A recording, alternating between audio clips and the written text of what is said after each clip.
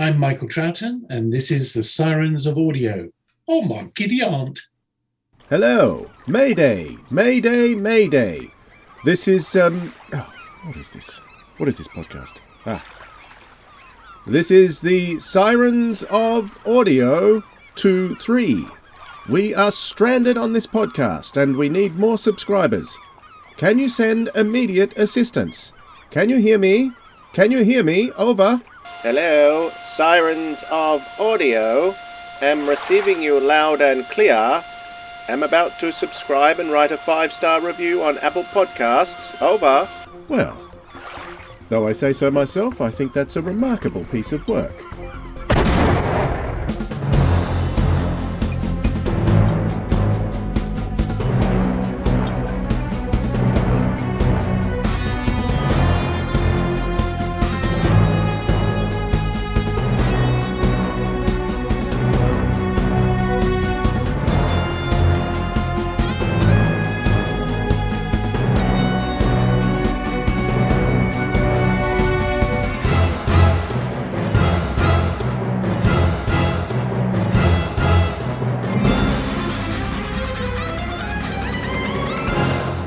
G'day audiophiles, this is the Sirens of Audio, the show that explores the universe of Doctor Who and the audio medium.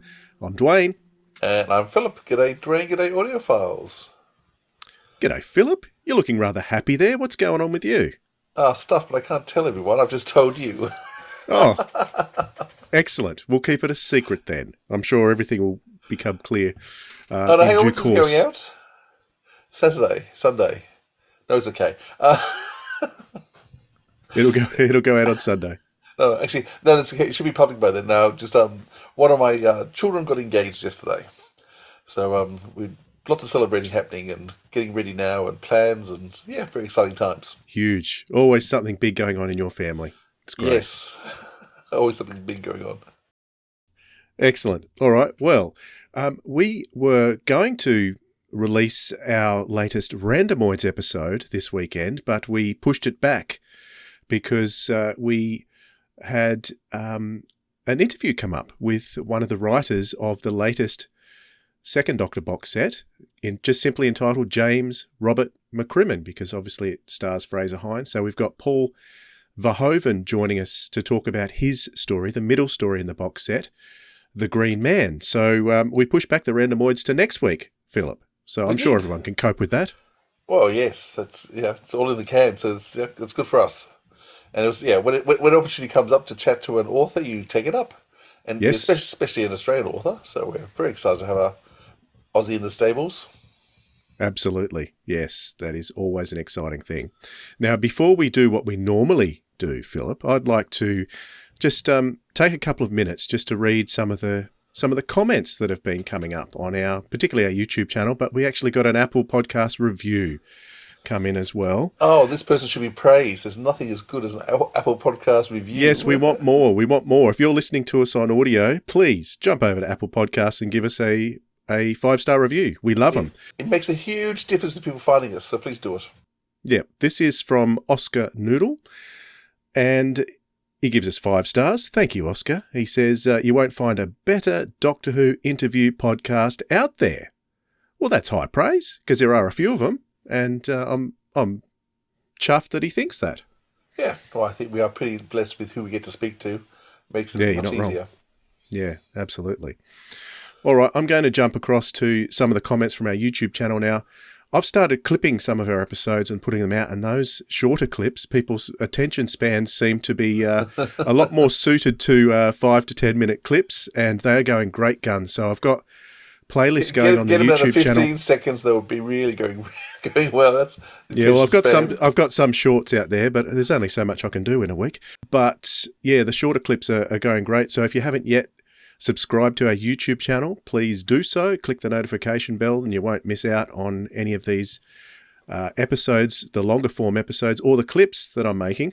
I released a clip from our Bonnie Langford interview, and you're going to like this one, Philip, because Charlie Greyfries left a comment. He said, Sirens of Audio, I don't follow musical theatre, but you and Bonnie chatting about it was a joy to listen to. Of course it was. I saw Bonnie twice in Peter Pan at the Aldwych Theatre following her casting in Doctor Who, and she was spectacular. Briefly met her after, and she was so lovely, especially after 2 hours of flying and singing. The crap she got from corners of fandom was appalling. For all we love Doctor Who, etc., it's still a job for the people doing it. I hope you get the chance to meet her in person and continue your chat. In fact, you must come over. That's a demand there from Charlie Greyfriars. Philip, you've got to get over to the UK. Well, can I say I'm desperate to get over? It's been way too long. So I'm hoping next year I'll make a trip over. Yeah, so thank you for that fantastic comment. And there was quite a bit of musical talk that I think I cut from that episode, wasn't there? Oh, you're slack. Oh, I know there's someone else we interviewed very recently who we spoke a lot about musical stuff, and you cut all of it. You slacker. Did I? Who was that? Did from Stephen Sondheim's Passions. Oh, it wasn't Glenn McCready. Glenn McCready. Was it really? Did I cut it all? I think you cut all of that conversation. It's just anyhow. outrageous. I do know we're not a musical podcast, but yeah, it's one of my extra little. Well, music is a form of audio, so you know we can cross that line from time to time. From time to time. Gee, thanks. Okay, I clipped one of our interviews with John Coleshaw, well, the only interview we've done with John Coleshaw, and it was on recreating iconic voices for Big Finish. And during that clip, he does voices for the Brigadier, the Third Doctor, the Fourth Doctor, the Ainley Master, the Delgado Master. Are they the only ones he does? He might do some more, but there were lots and lots of comments. That has been probably our fastest growing in terms of views video ever on the channel, and people are still enjoying that clip. It only goes for about 10 minutes, so I think 10 minutes is the time frame that we need to go for, Philip. The sweet spot. That's the attention span of all most our people. episodes should be 10 minutes. Is that what we're saying? No, we'll keep doing them the way we're doing. I'll just keep clipping them. We have a comment here from A.G. Partridge, and this person says, closing my eyes and listening to John Coleshaw do these voices, it brings these people back to life. What a talented chap he is, and I can't agree more. It never ceases to amaze me. Yeah, and I often just listen to things now and can't believe it's not the actual actors. Okay, we'll skip to another comment. This is a comment left by Will Hadcroft, who we've had on the show. He's an author of one of the BBC audio releases. And this was from a clip that I took, because I'm also just not taking clips from just interviews, but also our rabbit hole topics. Slowly but surely, I'm going to put them into their own playlist on YouTube, because people may find that interesting. And he says on the clip that I called Secrets Exposed, What You Didn't Know About the Sirens of Audio, he says, impressed by Philip playing and teaching music, hidden talent, say. So people are interested in that kind of stuff. There you go. It wasn't that hidden. I just had it come up here. People know me. Yeah. If you'd listened to every single episode of the Sirens of Audio, it has been mentioned before. Probably. So. I think I just keep telling the same stories over and over again. Here's another clip from Holly Ann, which was a clip I called, Why Are We So Fascinated with Villains? They're now the stars of their own box sets. This was a chat that we had only very recently with Lizzie Hopley.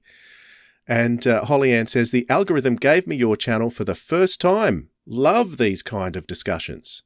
And that was one of our rabbit hole topics too. So going to keep doing that. Well, hopefully every couple of days we'll release a clip of something. So if you're into that kind of thing, if you want to keep up to date with us and just catch little clips of us instead of the longer form stuff, you can do that via our YouTube channel. It's at Audio Sirens. Our handle is the same wherever you go on all of our socials, including YouTube. So just thought I'd share some of those clips and some of those comments, Philip. Yeah, thanks for doing that. I hadn't heard some of them, so it's good to hear. Excellent. All right, but before we talk with Paul Verhoven about his story, The Green Man, do you know what, Philip? Has it got something to do with more shorts or something? I don't know what, Dwayne. We have to jump down the rabbit hole. Let's go.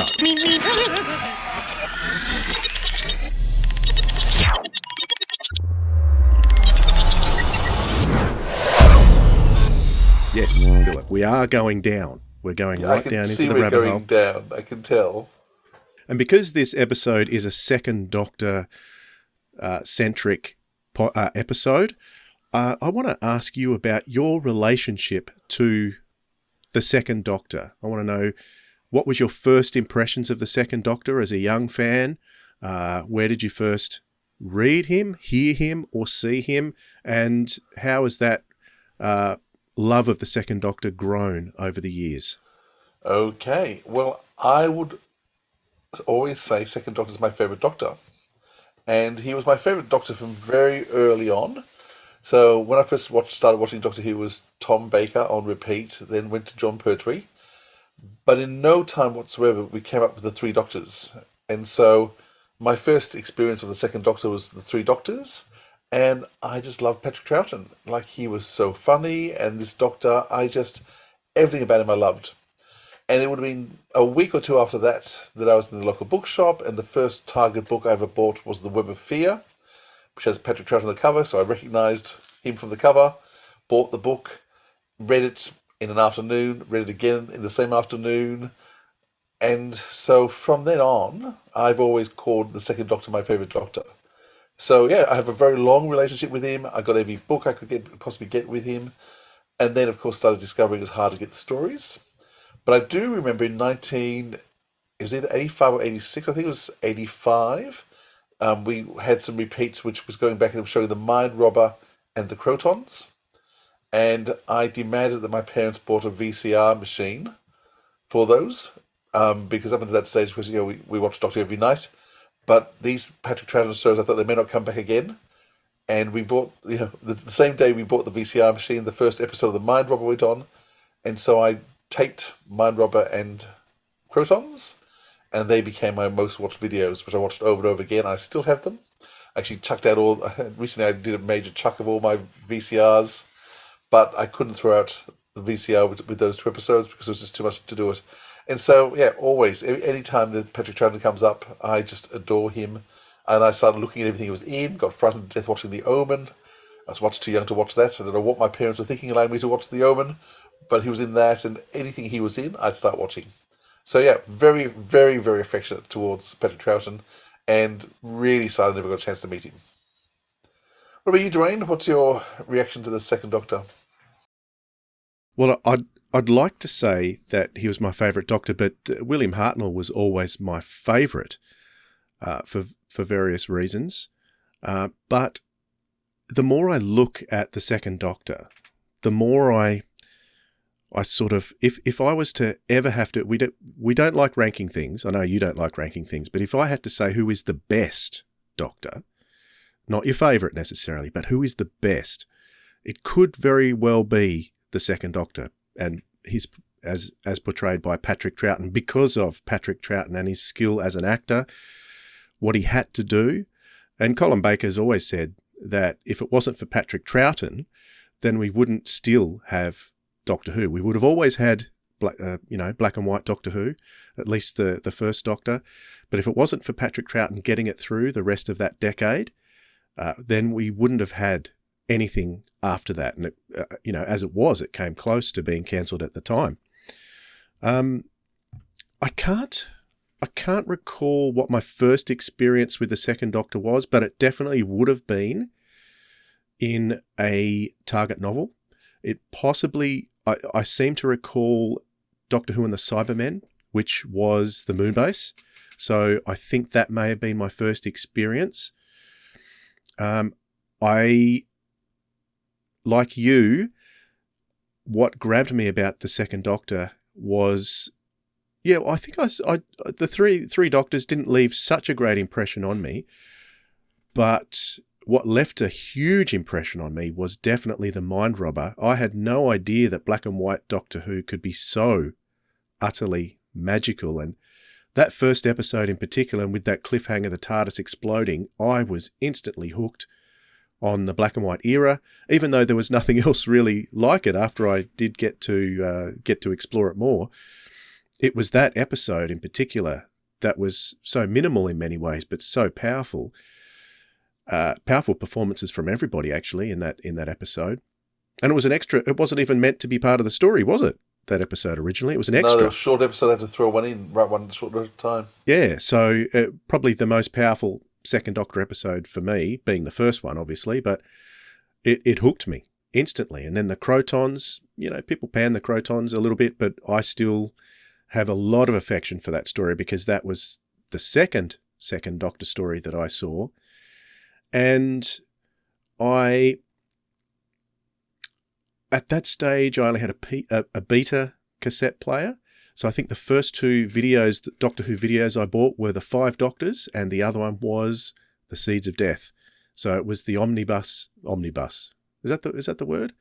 Omnibus edition that had all the titles cut out of it. But I cannot tell you how many times I've seen the Seeds of Death. Recently, I released a few chapters of the Target novel that I read. You can catch that on the YouTube channel and the podcast feed. So those characters from the Seeds of Death are so imprinted in my head from way back in the 80s when I got that beta version for the first time. So after that, I got to know some fans, and some of those copies that were going around from various fans, first, second, third, fourth, fifth, sixth generation copies. I actually had a pretty good copy of the War Games, and I thought the War Games is a very important story in terms of Doctor Who history. And I still am amazed at how you can always, like, sometimes it's hard to sit through a 4-parter, but the 10-part War Games is something that I find very easy to sit through in one sitting. It's an amazing story. So there are a lot of amazing moments in the second Doctor era that blow me away. And even still, I'm still being blown away. How long ago was it? Was it 10 years ago now that Enemy of the World came out? I was blown away by that. I thought that became my favourite second Doctor story, because it was always the Mind Robber before that, but Enemy of the World just rocked my socks. It was incredible to see that. And even more recently, I never really appreciated the Macra Terror until the animation came out. I think the Macra Terror is still my favourite animation. I don't know if you've seen that, Philip, or if you've got it and you're yet to see it. It is probably the best animation out there that sort of realises it does extra things, but I think I've heard it said by others that the animation could be better than the TV episodes ever could be. No. So they'd be, well, if you look at the animated Macra and then you look at the telesnaps that we've got, it would be nice to have those episodes back, but the colour animation, I just love it. So, yeah, I've got lots and lots of fondness, and not to mention everything that Big Finish has done. I looked, and there's only about between 50 and 58 releases, 55, something like that, of second Doctor stories on Big Finish. Probably a few more individual stories, because some of those would be parts of box sets. But I love everything they've done with Fraser Hines playing the Doctor, and now Michael Troughton playing the Doctor. So yeah, I'm very, very fond of the second Doctor era. Yeah, it's interesting because Doctor Who Magazine's been running the poll for trying to find the best Doctor Who stories, and they've done it differently this time in terms of the top 3 of stories of each Doctor are going through into the final round for competition, and Patrick Troughton has managed to get 5 stories in. Because aside from the 3 in his own round, he's also got through the 3 Doctors and the 2 Doctors. Right. And I think the 5 Doctors too. So I think he may be in 6 times. So he's done very well for himself. Because in terms of extraordinary actors, Patrick Troughton is just such a gifted, talented actor, and every role you see him in is just so different that he's recognisable because of how he looks, but in terms of the character he plays, he's just so talented. Yeah, absolutely. So that's just a few little thoughts I wanted to get from you on the second Doctor and your relationship to him. So we will scramble up. By the way, I've got a signed print of the moon base behind me. Not sure whether you can see that with the glare. That one. No, maybe you can't see it. There is a bit of glare there. Yeah, sorry about that. But that's a signed print of the Target novel. Okay, very good. Excellent. All right, well, let's crawl up out of the rabbit hole and talk for a few minutes about the box set that is the topic of our conversation tonight, which is the Second Doctor Adventures, James Robert McCrimmon, the most recent box set. Now, there's 3 stories in this. The first one's just called Jamie. written by Mark Wright, the second one by Paul Verhoven, called The Green Man, and the third one is called The Shroud by Bob Ayres.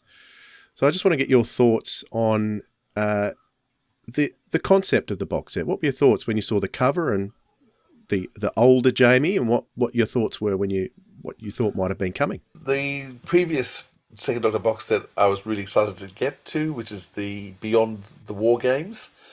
The biggest disappointment was just the fact there's only one release a year. So I've been hanging out for this because the Beyond the War Games was an exceptional box set and one of the highlights of last year's releases. Brilliantly done, brilliantly conceived, but missing Jamie, and I did actually miss Jamie in the box set. So knowing that Jamie was going to be back and having him on the cover, and in fact it's more than that, the whole box is named after him, the first story is named Jamie. So they were bringing back Fraser Hines in all his glory, which was right and proper. We knew it was coming because we had a third Doctor box set already with the second Doctor and the older Jamie. So we knew it was coming. We just weren't quite sure how it was going to fit together. And so this box set actually does answer that question, which is great. So yeah, I thought the whole cover is very interesting in terms of how they do it at the moment. I did think they made Jamie look a bit too old because in my head he's not actually quite as old as they've made him, and so still as old as the actor is.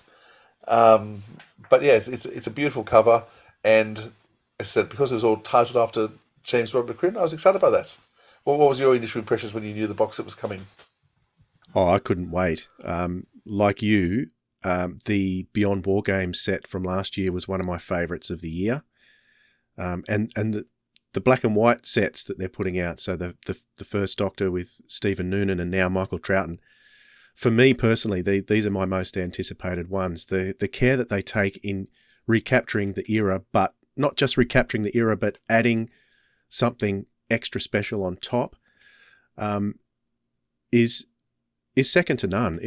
I think the quality of these sets is probably the best Big Finish is doing, and that is a high mark to exceed because pretty much everything they do is of a very high standard. So I think it's very much a tribute to both Nicholas Briggs and Mark Wright, who've taken ownership of these box sets, and I think Nick has held on to this very tightly in terms of what he believes and what his vision is, and Mark Wright obviously has that captured too. And I think Mark wrote a significant story in the first box set, and again wrote the first one in this box set. So Mark is driving the vision in terms of the writing.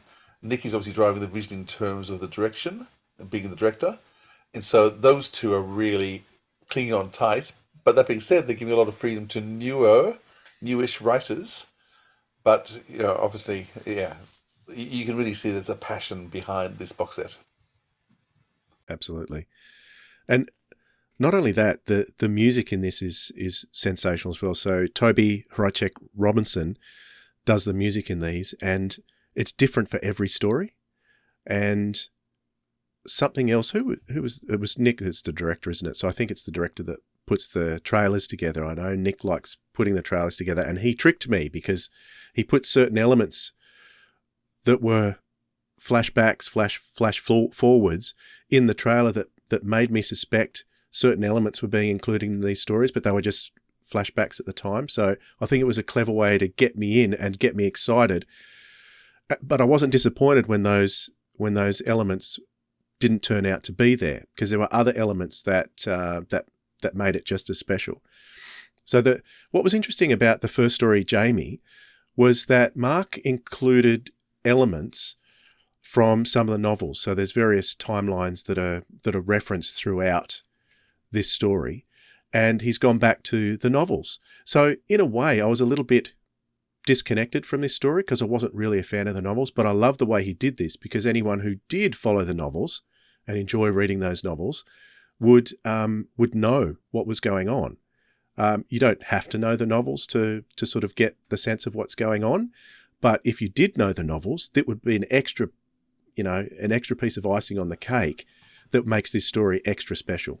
Yeah, I mean, I had no idea there was novel references in this until I listened to the extras, and it meant nothing. There's nothing detrimental, but by not knowing that was there, and so as you say, for those who do know the novels, it's a nice nod, and there's often things I listen to that I recognise where it's come from, or a bit of a nod to something else, which I smile at. I mean, there's certainly a story in this where I recognised the movie that was being looked at and being honoured by the style. But if you don't know the movie, it doesn't matter because the storytelling is good enough.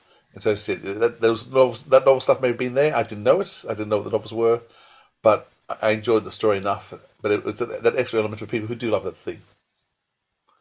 So speaking of movie references, the second story, The Green Man, is openly a homage to Rear Window. But did you pick up on that? Because you don't go into reading anything or knowing too much about it before, but did you get a sense of that as you were listening to the story? Definitely. So Rear Window is one of my favourite films. So Grace Kelly and Gregory Peck. That's right, isn't it? I'm sure it's Gregory Peck. James Stewart. James Stewart, sorry, yes, of course it's James Stewart. James Stewart and Grace Kelly. Beautiful, beautiful film, because the whole thing takes place in just his apartment, in his room, but he can oversee other apartments, the ground and things. And that has always been one of my favourite films. I remember watching that with my grandmother when I was very young, and I've seen it several times since. So when it started and the situation was put with the doctor with his view, I immediately went there, and the more I listened to it, the more thinking, I know what's going on here. That homage was clear. But once again, you don't need to be an Alfred Hitchcock fan and see Rear Window to be able to appreciate what Paul's done in this story. No, absolutely. You definitely don't. What I enjoyed about this one is one of those very tight, very small cast stories. Apart from the story, the performances, the thing that stood out to me in this one was the music. There were musical clues in there as to what was coming, and I picked up on those clues instantly, so I did know what was coming. And I was thrilled to hear how well the music was done to fit the antagonist in this particular story. So yeah, I've been meaning to go back and listen again because I totally missed that. So I need to go back and listen because I still don't believe you. So I need to go and confirm. I'm sure you would be for me doing. You don't believe me? Well, you go back and listen to it. I just don't know how I missed it so totally. But I obviously listen to the first 5 minutes. It's in there. Okay. Yeah. Yep. I mean, I was being amused by other things in the first 5 minutes. Other things I wanted to say about Jamie, which I didn't get a chance to say, was just in terms of I thought it was really great to find a way of reintroducing Jamie in the older self that was logical and made sense and was believable, but also introduced a bit of pathos and sadness around the character. And it's interesting to see the whole box set. Actually, it's like the last box set. The Time Lords play such an important element in these stories, and not all positive. I'm glad you came back to that because it is worth mentioning that, yes, it is a very satisfying, logical reason to get Jamie back into it. It's just not for the heck of it. It's not strange like it was in The Two Doctors. It doesn't really, because The Two Doctors doesn't really fit in anywhere. But when they've left Victoria behind on a station, they'll never get back to him with the way the Doctor flies the TARDIS. Very, very, very, very strange. Although, so it's a lot more logical than that. Let's put it that way. So well done to Nick and Mark Wright for that. Because it's a superb cast. It's hard to tell because I hate this website that they combine all the people together. But from the first story, if I got it right, Daisy Ashford, who of course we know mainly now from playing Liz Shaw. Daisy's just marvellous in it. And the other person who doing the Scots accent. And Glenn McCready, who as always is excellent. So those are just two people I noticed in that first story. But there was a very large cast in the first story. Yes. I'm enjoying who's the time lady? Raven, isn't it? Emma Noakes. Yes. I don't like her. So she's doing. I think the actress obviously doing a good job then. Yeah. Because I really do not like that character. So I think that's a good actress because I'm really not liking her at all. So there's a lot of time. But you're liking not liking her. I'm liking not liking her. She's doing a good performance because I don't like her. Yeah. So I'm enjoying Emma Noakes and her performance very much. So I think she's got a few other bits and pieces for Big Finish. Some Tom Baker stuff. She's very talented. Absolutely. All right. Since we've talked about the Green Man, shall we jump to the last story, The Shroud? Yes. Now, once again, this had some lovely surprises in it towards the end. It did. I don't particularly know Bob Ayres. I think he's done a couple of other bits and pieces, I think, for Big Finish as well. Well, he wrote the Demon Song from the... well, that was excellent. Hmm. Yeah, Yeah. okay. So it hasn't really And done he's a lot. he's the brother of Mark as well. Mark Ayres. I didn't know that. There you go. But there you go. Okay. All these little bits of trivia you learned along the way. So yeah, I really enjoyed The Shroud again too. There's some clever little twists in it. I didn't see the twist coming, which was nice. Didn't fully understand what the Shroud was till on the end. It explained on the end, but lovely layers, lovely characterizations. Jamie's just so loyal and innocent. Fraser plays him so well. And actually, while I was talking, Michael Troughton even better now than the first box set, and it's getting to the point now I cannot hear Patrick Troughton in him. He just sounds so much like his father. Well, you should, because Patrick Troughton is in him. Oh yes, Literally. yeah. But I mean, it's hard to tell until actually Patrick Troughton do the performance because Yeah. he's even better now, even more mannerisms. I'm trying to work out what it was. In certain ways, he goes up at the end of sentences. The way he, gets excited at the end, and does the sort of lift, which is what his father always did. But I am loving Michael's performances and loving the characterizations. And having Jamie back now, I think I've enjoyed this box set even more because the Doctor and Jamie just play off each other so well. Those two characters together are so strong. It's one of the amazing pairings throughout Doctor Who. There's certain characters that just belong together, certain doctors and companions. And so certainly the second Doctor and Jamie just belong together, and this box set has captured that spirit 100%. The last box set had 2 stories in it. This one's got 3 two-parters. What are your thoughts on that? Do you prefer to have more stories with fewer parts, or You know the answer to that already. I think it's a yes. Yes. Is that right? I still think that the right sort of length for a Doctor Who story now is about an hour. So I love the hour episodes, the Paul McGann's. I mean, occasionally you want a double episode for something special, but just like Doctor Who's come back as a new series in hour episodes, or 50 minutes, 55, whatever takes your fancy, but around that period. To me, the audio of about an hour, it's compact enough that you can get to know characters, you can do characterizations, you have enough plot, you have a second plot as well, but you're not just hanging around in midair. And four-part Doctor Who stories on TV always, even those struggle. That around episode 3 was let's lock them up one more time and get escape one more time. You had to pad it. But with 1 hour, there's no padding. You haven't got time for padding, and so the pace just keeps going all the more. And so for me, these 3 stories, because you just had that pace the whole time. And maybe I'm getting old, but my memory can't handle 2 hours back. So I can't even remember what's happened the last hour. So much better for my short-term memory. It means I can enjoy the stories much, much more. What about you? You do still like the longer stories, don't you? I do. I am happy with either. It doesn't really bother me as long as the story maintains my interest, which the longer ones do, and so do the shorter ones. I'm absolutely happy. The only thing with the Shroud that I was slightly disappointed with, and I think I don't know whether it was on purpose or whether it was just my imagination, but the trailer indicated something that, and the blurb for the Shroud talks about humans fighting back against what they called the squids. And there was a section in the trailer that made me think, oh, excellent, it's one of my favourite Doctor Who monsters in it. And it turned out not to be. It was one of those ones. So I was like, oh, I'm a bit disappointed about that. But at the same time, that disappointment for that was replaced by a fantastic story that I loved. Science fiction elements were really handled nicely, logically. I could understand them. In my old age, I'm getting a little bit confused, a little bit easier, but I wasn't confused by any of this in the whole box set. So I was thrilled with the whole thing.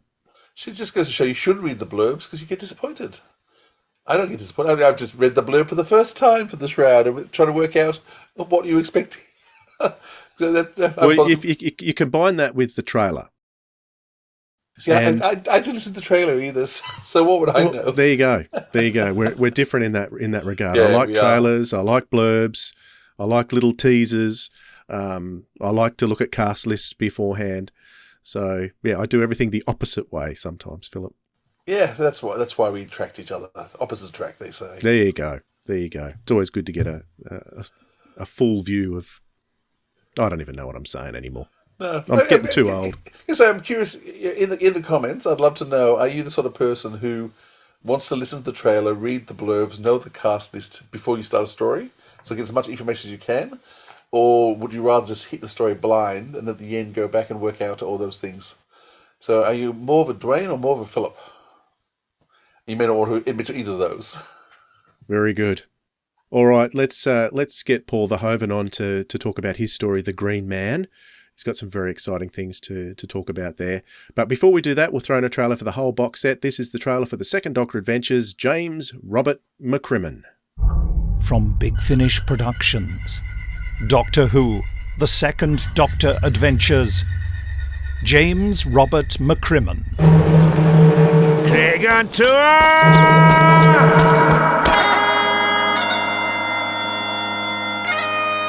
Be silent for James Robert McCrimmon, Laird of McCrimmon.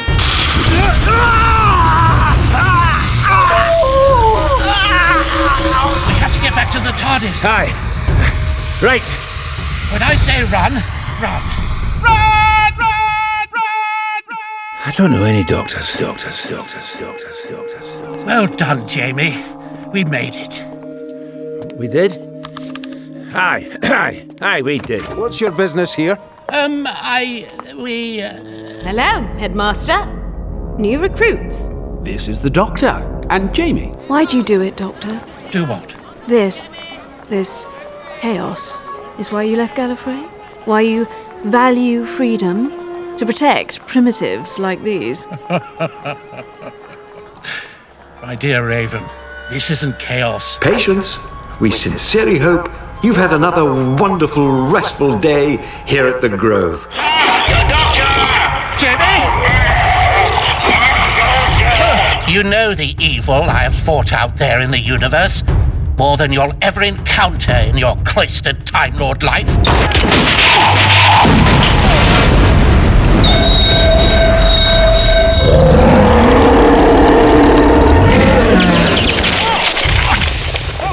Oh, they got me.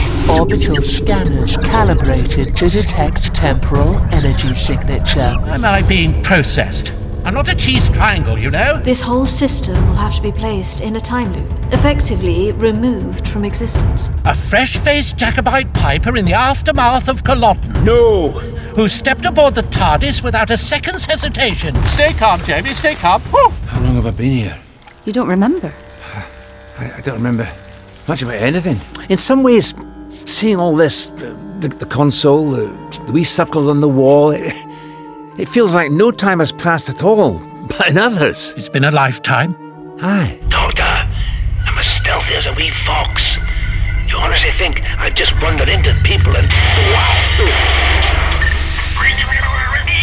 I thought you might say that. And I wouldn't have it any other way.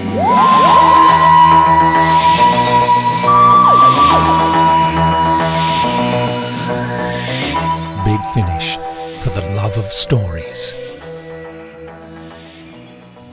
Well, it's our great pleasure to have the writer of Doctor Who, The Green Man, Paul F. Verhoven, with us. G'day, Paul. Thank you so much for having me. Well, we have spoken before, and you did at the time tease that this was coming, so I've been looking forward to it, although I was surprised to see it attached to a second Doctor story, because being the Seventh Doctor being your Doctor, I guess that would have been one you would have preferred. But one thing, I've heard Nick Briggs talk about how many writers have come onto the scene in Big Finish, but I think you're the first one I've ever heard Nick Briggs say has flattered their way into writing for Big Finish. Tell us about that. Well, I do like paying a compliment, but also my in with Big Finish was listening to his Eighth Doctor Adventures. So I've been a big fan of his work for a while. I mean, we've all been a big fan of Nick Briggs' work. Obviously, he's the voice of the Daleks, And whether you feel or respect them as a race, it's been such a big part of the fabric of our upbringing. So being a big fan of Doctor Who, the TV show, I was familiar with his work, but I was a much bigger fan of his work as a writer on Big Finish. And I told him so. And he responded positively. And being British, I don't think he knew quite how to take it. But I just kept going. The trick, you just got to wear him down, man. You're just gonna keep pounding down those walls. And I think after a while, he started to go, yeah, I am good. So I just, wormed my way in that way. But he'd read my books and he was familiar with my work outside of Big Finish. And he actually, so my short trip, Fear of Flying, which was a 10th Doctor story, Fear of Flying was something I actually was doing through initially Jason Hay-Gallery, who I chatted to on my podcast. And I think Nick, at first, I think his first interaction with Fear of Flying may have been, and I could be wrong, but may have been just listening to it as a sort of listener. And I think that combined with the flattery probably helped create a sort of, like a mouthfeel around me, which got me the gig. You talk about Nick needing lots of flattery. I mean, my experience is most of the writers we speak to don't realise how talented they are and need lots of ego stroking. Are you a writer that needs lots of ego stroking, or are you confident with who you are? I don't need it, Phil, but I like it. I certainly do like it. The thing I've realised is, typically speaking, and being a writer, I'm quite biased, but I think the writer it's where the story starts. It's really where the story should finish. I mean, I'm an author. I think the writer is a crucial part of the story, but because we are dealing with a forward-facing product, because we're dealing with a franchise, oftentimes the writers are, if they're doing their job well, you rarely notice. It takes a very specific type of person to find the writer and tell them what they thought. As a writer, I try and do this as much as possible. And doing this anthology, one of the first things I did was reach out to the other writers and just go, hey, I see what you've done. I really appreciate your work. Getting compliments as a writer it's an electrifying thing because, you're not the star. You're not on the cover, you're not typically pointed out for that stuff. But I know a few friends who are chefs, and there's this thing amongst chefs where chefs recommend different restaurants to other chefs and to foodies than they do to the general public. You can ask a chef where you should go and eat and they'll just say whatever. But if you actually get them on a night when they've had a few drinks, they'll go, actually, you should check this place out. And what I like about being a writer, getting compliments from other writers, is it feels very personal and targeted. It feels like there's sort of like a speakeasy quality to it. And everyone who's gotten in touch about The Green Man and told me they liked it has felt the need to couch it very carefully and be as articulate as possible and really craft a very personalized compliment. And that's the best type of compliment, is the one that is actually directly made for you, and ideally one that provoked an emotional response. And ideally, in that case, a good one, not rage, which I hope I've not provoked in anybody. So did you have any reservations about writing for the Second Doctor? Because Nick makes it clear on the extras that he wanted to bring you in on a set that he was script editing. So was the Second Doctor, did you find that a bit challenging as a Seventh Doctor fan, or have you immersed yourself in the whole world of Classic Who and you know it all back to front? Yeah, I've really enjoyed working with the Second Doctor because back when I was at university, I ploughed through every Doctor in order, so I did the whole thing. It kind of gave myself like a Renaissance education in Doctor Who, just rewatching all the classic stuff. So now I have done like a rewatch, but my natural inclination is to turn any Doctor into a scheming Machiavellian sort of chess grandmaster, right? Someone who is so smart, often so smart that they lose track of the threads they had, but not an idiot. Really always the smartest person in the room, a master improviser. And I just wanted to, without giving too many spoilers away, the iteration of the Second Doctor in the Second Doctor Adventures is a Second Doctor who, it's sort of like what if the Second Doctor didn't get forced to regenerate just yet? What kind of a person would he become? Would he mature? If he didn't have those crises thrust upon him, and if he wasn't driving Bessie around, and being pestered by the brig on Earth, what kind of a man would he become? And so I tried to explore a modern-ish version of him at times, but also tried to kind of push him past his limits.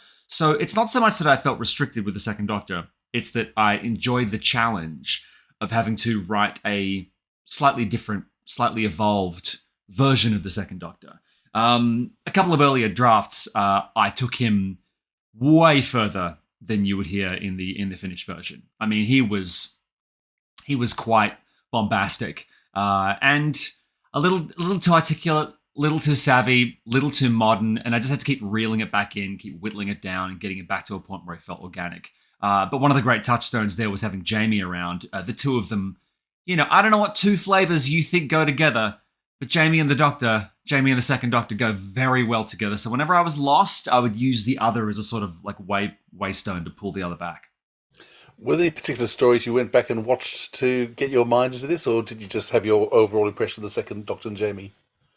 Weirdly, actually, the stuff that was the most helpful was the first anthology in this series. Primarily because I wanted to tie myself not just to Patrick Troughton's Second Doctor, but also to his son's Second Doctor.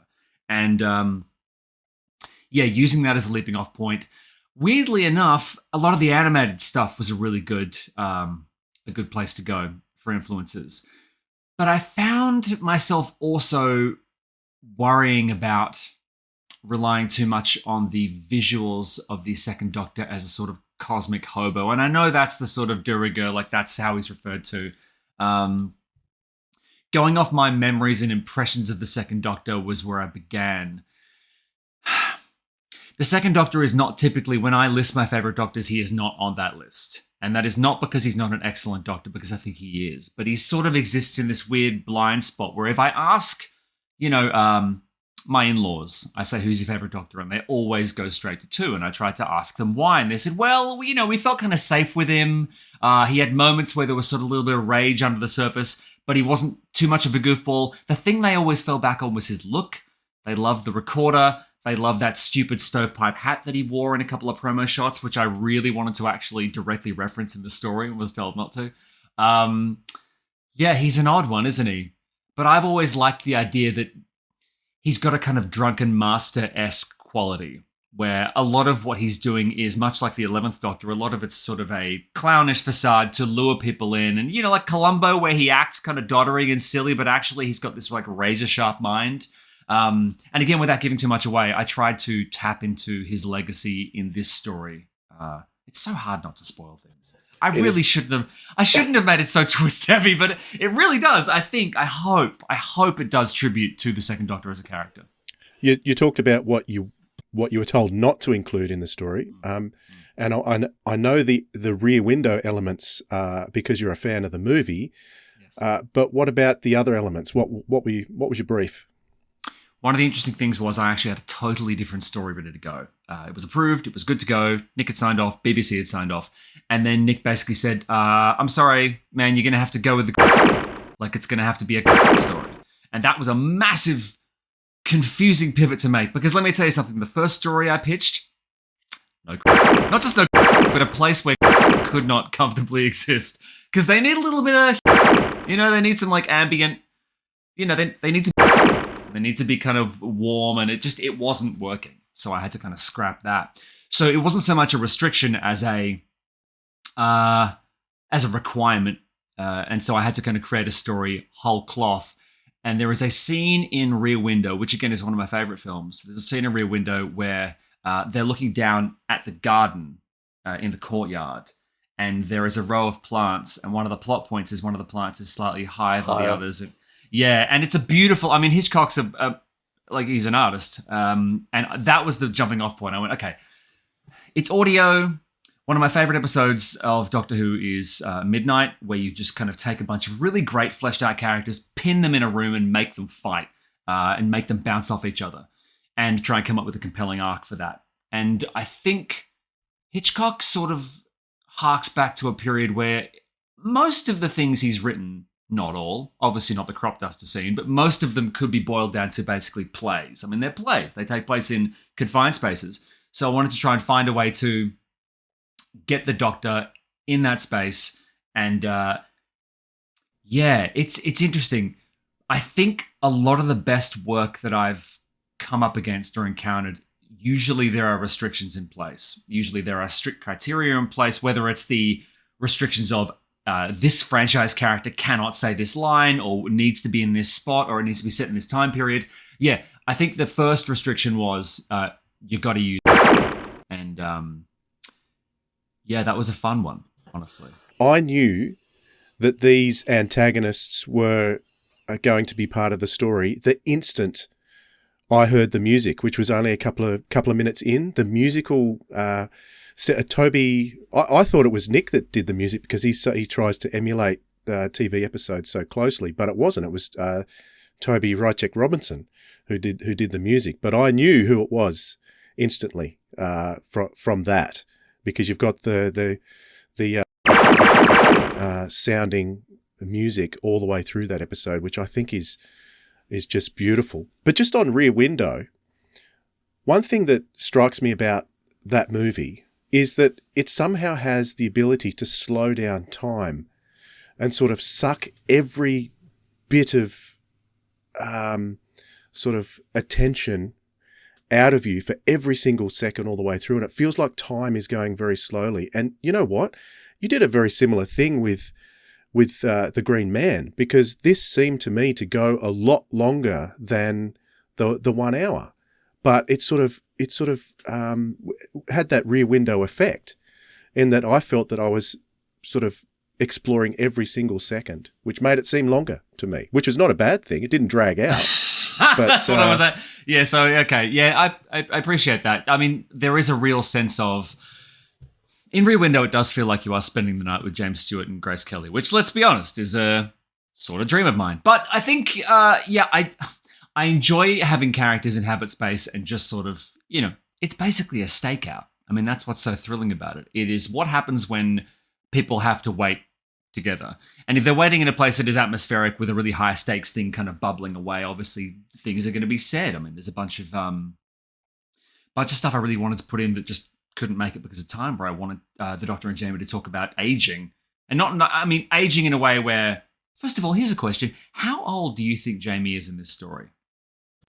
Well, don't they say he's in his 70s? Do they? At some point? I was sure he was in his 60s. Yeah, I don't know. I mean, it's interesting because, the previous story by Mark Wright, and actually, I should ask that in a second. Because the previous story, they explain how Jamie's now travelling with the Doctor, which is interesting because in the third Doctor adventure 12 months ago, and Jamie and second Doctor are there, no explanation. It was bizarre. But you put into your one, I noticed. It's good to have an explanation about why Jamie is where he is, but I didn't notice that they did actually say how old. In his story or the previous story, Dwayne, do you think they said how old Jamie was? I actually don't think it was actually in a story, but I think Fraser in the extras was referring to, well, Jamie's now in his 70s. I think he said that. I still feel it was a bit too vibrant to be in his 70s. He's still the action hero. Yeah. What was that? What was that? There was a sixth story, one where he was with Colin Baker, and I don't. The two Doctors. Big Finish. I mean, there was a Big Finish story where. Yes, there's a trilogy. He did 3 stories with Colin. The Wreck of the Titan, Legend of the Cybermen, and one more. The one with Zoe. I can't remember. That's kind of how old I wrote him, basically. A man in his, late 50s, early 60s. Yeah, about that. So when I had him, doing things like carrying a body or carrying out, I would say, relative acts of daring do, it didn't seem out of the realm of possibility. But I did sneak in one thing into the story, which, now I don't know how contentious this is, but I had a bit of a long-running beef with a bunch of friends of mine who were Doctor Who fans because the Fugitive Doctor, chronologically, I don't think anyone has ever emphatically established exactly when she does her doctoring. But the presence of a Hartnell-era phone box TARDIS buried under the earth would imply that it's afterwards. But there's fans who say it's before. She's actually pre-First Doctor. So what I did was I had I'm not going to spoil anything, but there is a bit of dialogue at the end where I think, establish exactly when that takes place. And that was cheeky of me, but I don't know if either of you picked up on this. I didn't. I'll have to go and re-listen now. No, I didn't. I didn't. And now I do know what you talk about. Now you say it, and I did. I was listening and thinking, oh, okay, but yeah, okay, that makes sense. Yeah, specifically. Because I just went, you know what? Someone needs to deal with it. And why not here? Why not now? I don't take the Fugitive Doctor's canon. Oh, God. Oh. Different dimension, different conversation. She's not actually part of our universe of Doctor Who. It's entirely possible, you know? It's entirely possible. But we are dealing with, I mean, look, this weird splinter timeline that that myself and the other writers are taking and having a play in is just so fertile, and it's so interesting. I had an abominable amount of fun working on this project. I mean, it's just, it's so great. And I did it ages ago. I mean, I wrote this thing in Lisbon, Tokyo, London. I wrote it over the Christmas break, submitted my draft to Nick while I was, on holiday. And then a couple of edits later, it's in the ether, and then bang, it's out. It's so nice to have it actually being listened to. You know? So how long ago did you write it?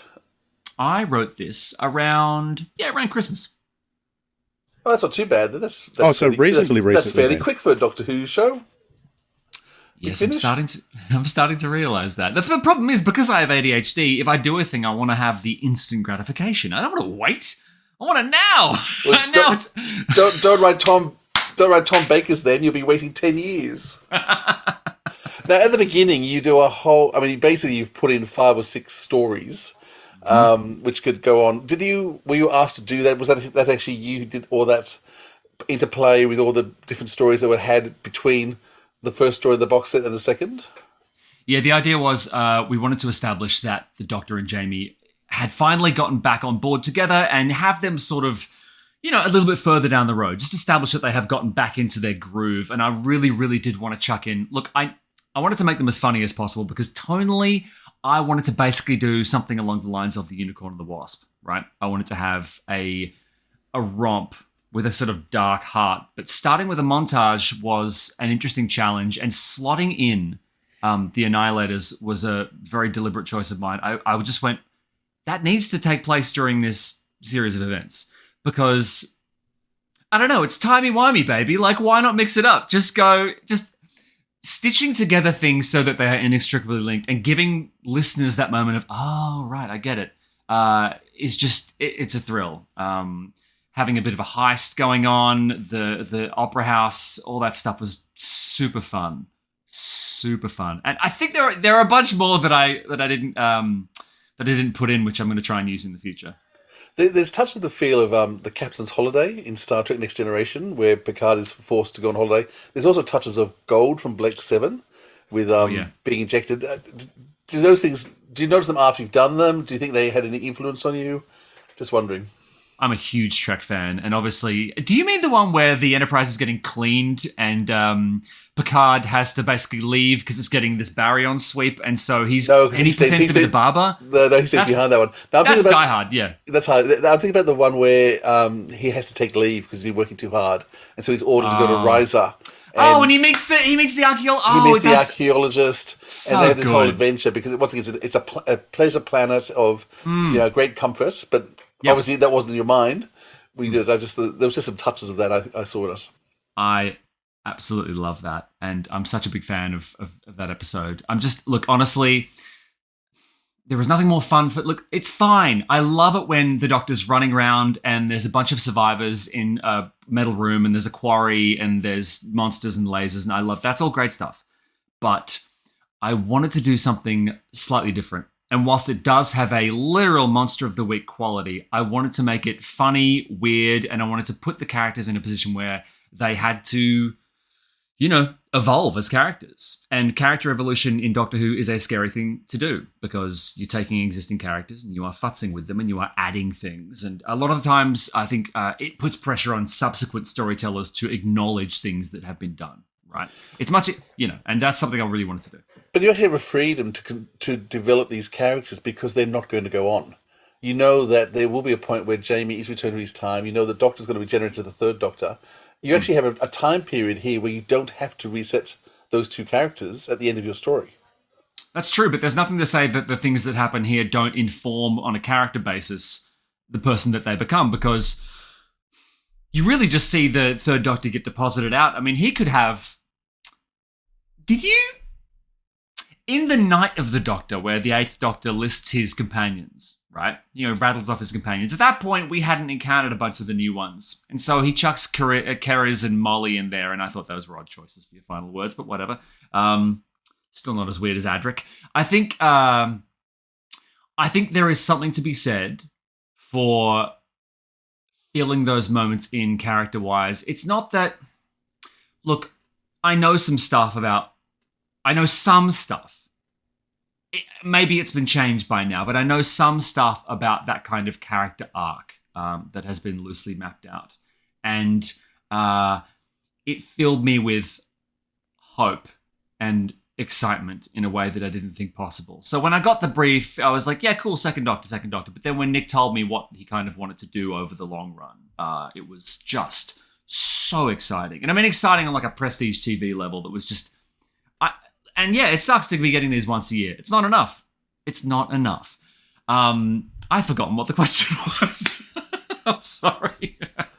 That's fine. Okay, I just want to go back in terms of the first box set, because the first box set had Mark Wright, who's written for this box set as well, Nicholas Briggs, Andrew Smith. So you've got three big powerhouses of Big Finish bringing us the first box set, setting it up.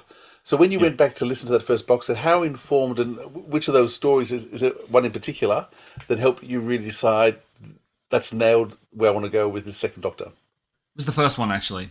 Straight in, bang. I mean, what's great is I believe they record these things out of sequence. I know they recorded mine out of sequence just based on sort of like who was there on the day. But having the Doctor kind of wander through a storm, hearing sort of time echoes was just so exciting. And all I had to inform me was that beautiful cover art. Kind of that weird swimming wishy-washy cover art. Yeah, I think it was the first one. Because also, there is nothing more exciting than a beginning. A beginning speaks of all this incredible promise and potential that is yet to be fulfilled. And I just thought, man, you can tell that everyone here is all in. The commitment to this new branch of the Doctor Who story timeline was just, done really, really well. It was a very minimal cast in this one, actually. Only two others. You had Barnaby Edwards playing the Green Man, and Nigel Havers. Nigel actually read the credits. What was that like hearing your name read by such a legend of television and screen?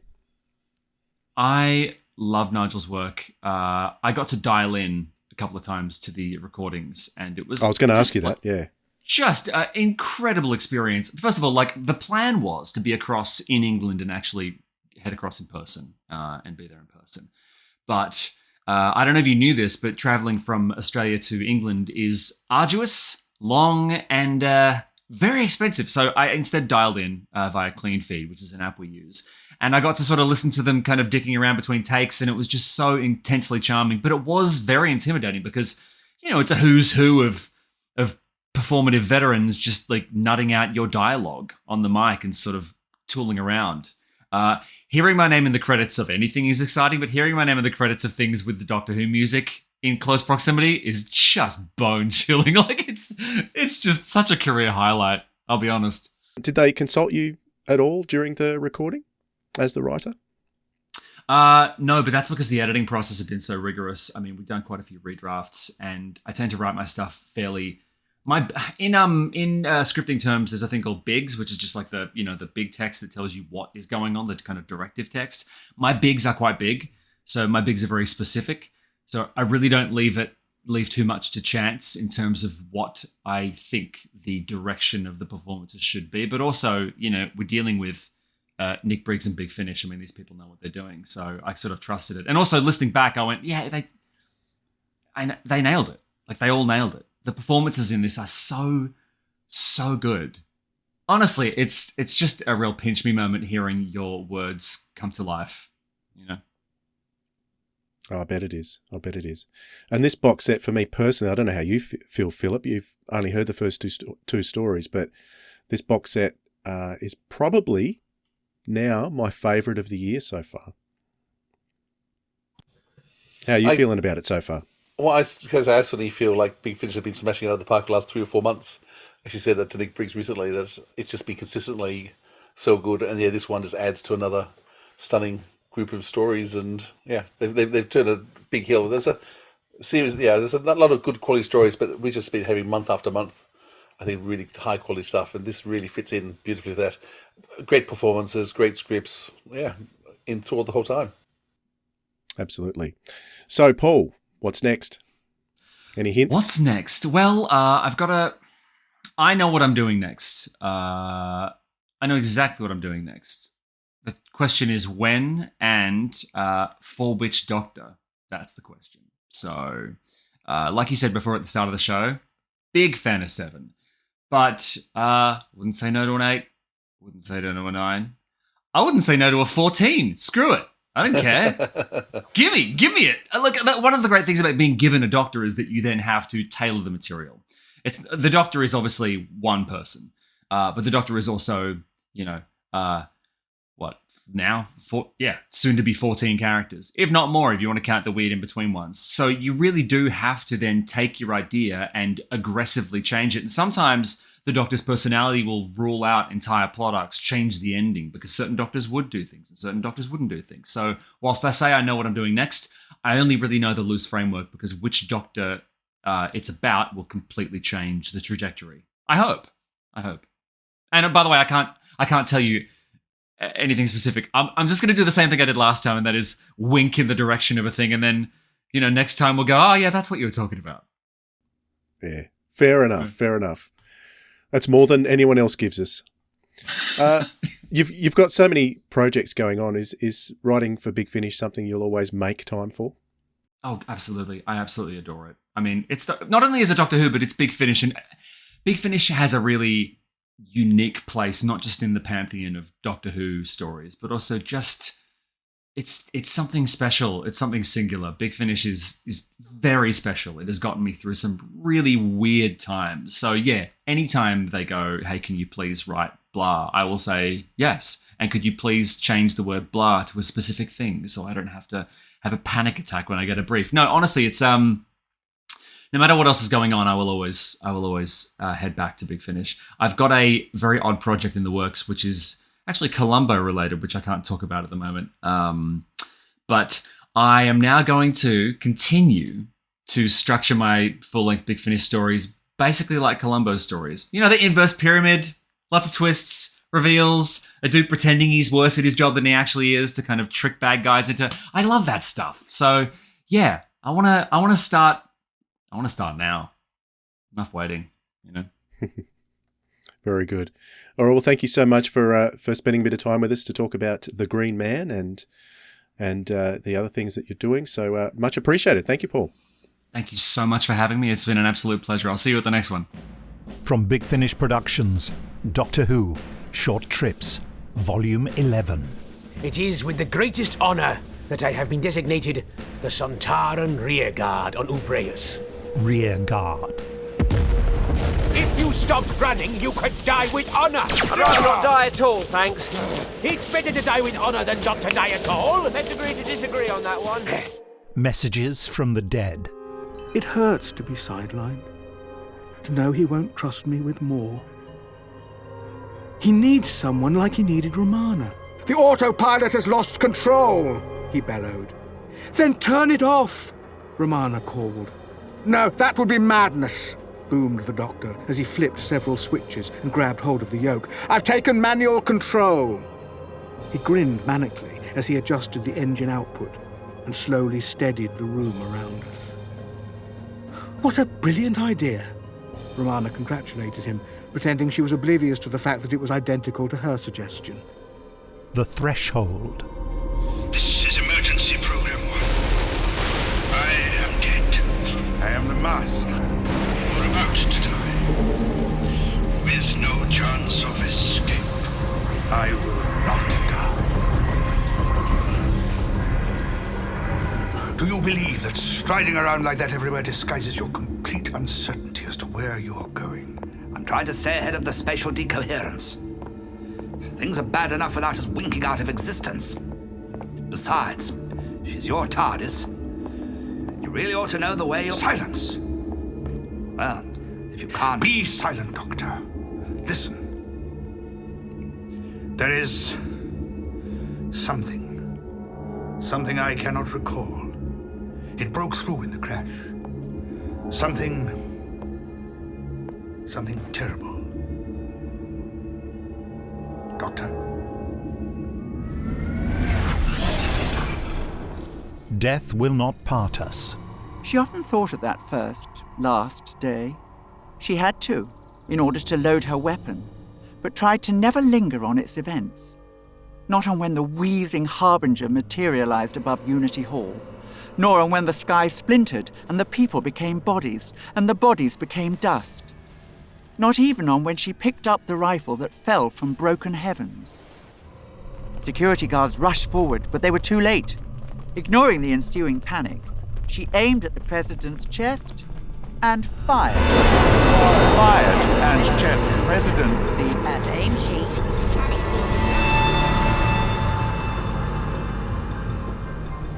Fear of flying. A sudden shudder shook the aircraft, and the Skyliner dipped aggressively. An air pocket? She screamed, a short, sharp scream. Wiping her brow, the sleeve came back doused this time. She slumped back in her chair. After a moment, the doctor took off his glasses. Slipping them into his pocket, he looked around. I'd like to assuage your fears, Hawa, but you should be scared. Inside story. A short man with dark hair and a pale Panama hat smiles. Apologies, Miss Morton. I didn't mean to startle you. That's quite all right. I hear Diamina reply in my voice. I don't think these books are escapism. In fact, I believe they may hold more truths than your readers suspect.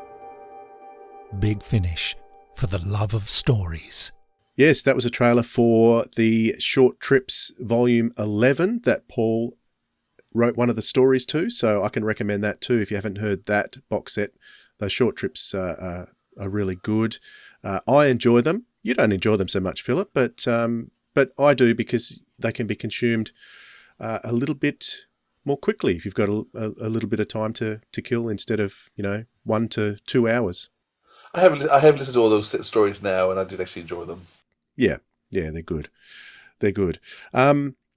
It's a bit like the Companion Chronicles for me. I put them to the side, and then when I finally get forced to listen to them for one reason or another, I really enjoy them. And I go, why didn't I listen to that ages ago? Same thing. Time. All right. It's always time. We need to talk about our upcoming live event with Katie Manning. We've got 2 appearances of Katie that we are helping to organise. Well, we're not helping to. We are. We're doing it. What's this helping? We're doing it. I don't know. I don't know. Anyway, Katie Manning is coming to Sydney and Melbourne. So if you haven't yet seen the info for that and booked tickets, you can do that via our website, which is katiemanning.sirensofaudio.com. It's there on the screen, and you'll get links to either the Sydney show or the Melbourne show. Anything else you can tell us about those, Philip? They're just going to be lots of fun. So we've got celebrations happening. It's actually Katie's birthday in Sydney, so you'll actually be coming along on her birthday. She wants to be with the fans for that day, so come along. And yeah, buy your tickets. It's easier for us if you've got your tickets beforehand, because it gives us a good idea in terms of booking photographers and booking spaces, how long we need to book things for, and to actually plan out the program to make sure there's enough time. Because we want you to have enough time with Katie when you get your photo taken, when you do your autographs, for all the different things that have to happen, that knowing numbers makes a huge difference. So if you've just been planning just to turn up on the day, well, hopefully you'll get in, but we'd much rather know beforehand because it just makes life much easier for us. Absolutely. It absolutely does. I'll probably throw in a bit of our first interview with Janet Fielding soon, just to give you a bit of a taste of what you're in for, because we haven't released any of that. We released a bit of Janet in Brisbane, but the Sydney event, we haven't released any. So do you think that'd be a good idea, Philip? Just to let everyone know? That's a great idea. I mean, it was more Jason Hagellery we released in Brisbane anyway, just that Janet was being a loudmouth so-and-so and interrupting him. Yeah. But it gave you an idea of what the show is like. But we'll put in some of Janet's interview with you, Philip, from Sydney very soon, and that should be good. Yeah, come along. We look forward to seeing you. Make sure you make yourself known. Come and talk to us. Now, as far as recommendations go, I think Philip, we should just recommend the second Doctor Adventures. What do you reckon? Yeah, I do. Both Beyond War games and this one. And this one, yeah. And if we recommend them heartily enough, maybe Big Finish will put out 2 next year instead of 1. Oh, that'd be good. Don't think so. The pre-order's up for next year's 1, which is a shame.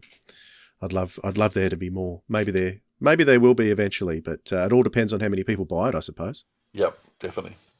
Very good. All right, that's us for this instalment of the Sirens of Audio. Lovely to be with you again, Philip. It'll be wonderful being with you too, Dwayne. Oh, thank you very much. Now you can get back to your party with your family. They've all gone now. Well, half of them. Oh, sorry about that. You'd much rather be with me anyway, I know that. Oh, I know. Talking Doctor Who, what's more fun than that? Very good. All right.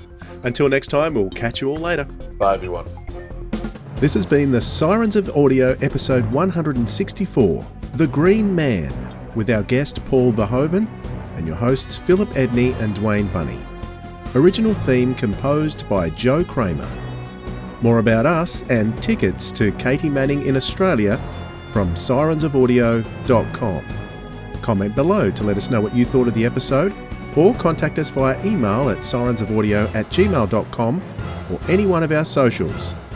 Thanks for listening, audiophiles. We'll hear you next time.